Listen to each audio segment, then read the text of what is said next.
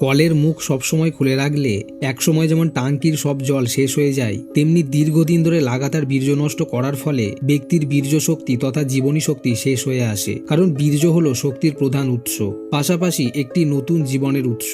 তাহলে প্রশ্ন জাগতেই পারে, বীর্যনাশ করলে কি হবে, কি কি বিপদ আসবে ক্রমাগত বীর্যনাশ করতে থাকলে? ব্যক্তি কি নপুংসক হয়ে যাবে, নাকি তার সমস্ত বীর্যই শেষ হয়ে যাবে? দেখুন, ব্যক্তি যতদিন না 13-14 বছরের হচ্ছে ততদিন তার শরীরে বীর্য তৈরি হয় না, কিন্তু তবুও এই বয়সে তাদের উত্তেজনা জাগে।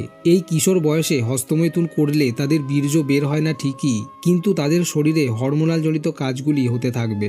বহু ব্যক্তি কমেন্টে জানায় যে তারা এত ছোট বয়স থেকে পিচকারি নাড়াচ্ছে যখন তাদের বীর্য পর্যন্ত বের হতো না।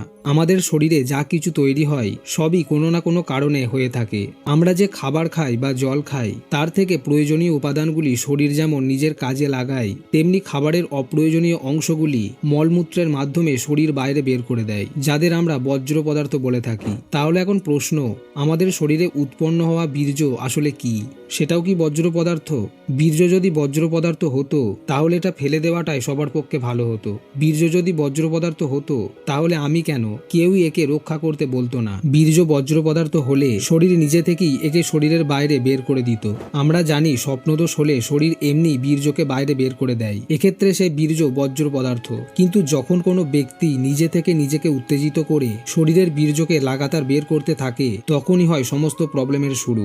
অনেকে তো আবার মলমূত্রের তুলনায় বীর্যনাশ এত বেশি করে যেন বীর্যই তাদের শরীরের প্রধান বর্জ্য পদার্থ, অর্থাৎ অপ্রয়োজনীয় জিনিস। তাই ব্যক্তিরা যখন শরীরের অত্যন্ত প্রয়োজনীয় গুরুত্বপূর্ণ ধাতু এই বীর্যকে তুচ্ছ বস্তু ভেবে নষ্ট করতে থাকে, তখন তার শরীর মন সবকিছুর অবস্থা খারাপ হতে শুরু করে। তাদের স্বাস্থ্য যেমন নষ্ট হতে থাকে, মানসিকভাবেও সে একজন বিরক্তিকর ব্যক্তিতে পরিণত হয়। জীবনে ভালো কিছু করার দিকে তার মন থাকে না, নিজের মধ্যে থাকা ট্যালেন্টগুলি নষ্ট হতে শুরু করে, বিশেষ করে তার জীবনের আনন্দগুলো হারিয়ে যেতে থাকে। তার কাছে কেবল হস্তমৈথুনই হয়ে ওঠে নিজেকে সুখ দেওয়ার একমাত্র কাজ। যে নোংরা জগতে ঢুকে সে নিজের মনকে দূষিত করছে, নিজেকে ভাসিয়ে দিচ্ছে অশ্লীল দুনিয়ায়, সেই জগৎ তার কেবল ক্ষতিই করে যাবে। একটা কথা যেটা 100% সত্যি, তা হলো হস্তমৈথুন করে জীবনে কখনো ভালো থাকা যায় না। একমাত্র এই কাজ ছাড়তে পারলে তবেই ব্যক্তি জীবনের প্রকৃত লক্ষ্য, প্রকৃত পুরুষত্ব এবং প্রকৃত সুখ খুঁজে পায়। যুবক বয়সে মাঝে মধ্যে হাতের কাজ প্রায় সবাই করে থাকে,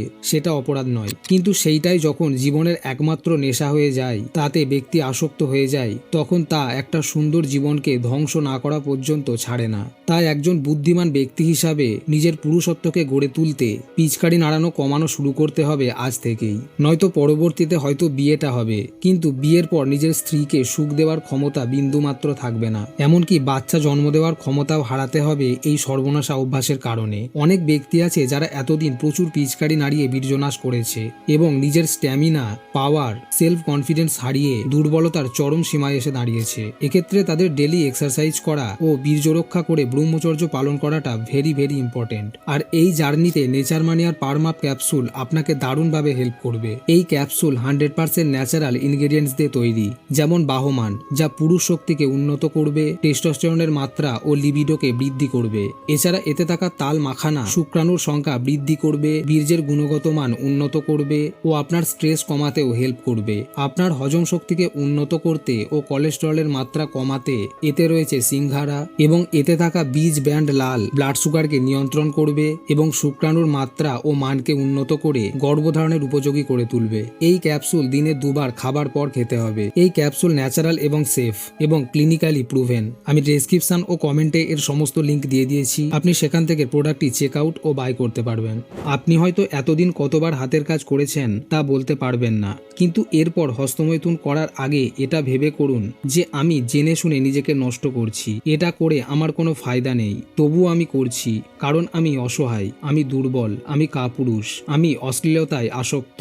কিন্তু আমাকে এটা ছাড়তেই হবে, কারণ এটা আমার জীবনকে ধ্বংস করে দিচ্ছে, এটা আমার জীবনের শত্রু, তাই আর এই কাজ করব না। এসব নিজেকে মনে করিয়েও যদি ইচ্ছা করে হস্তমৈথুন করতে, তাহলে লাইফে আর উন্নতির আশা, সাকসেসফুল হবার আশা না করাই ভালো। কিন্তু যদি একদিন নিজেকে এসব বলে কন্ট্রোল করতে পারেন, তাহলে যত দিন যাবে, মাস যাবে, বছর যাবে, আপনার মধ্যে মধ্যেও সেলফ কনফিডেন্স ক্ষমতা টপ লেভেলে বাড়তে থাকবে। তখন আর এই অশ্লীল দুনিয়া আপনাকে ফাঁদে ফেলতে পারবে না।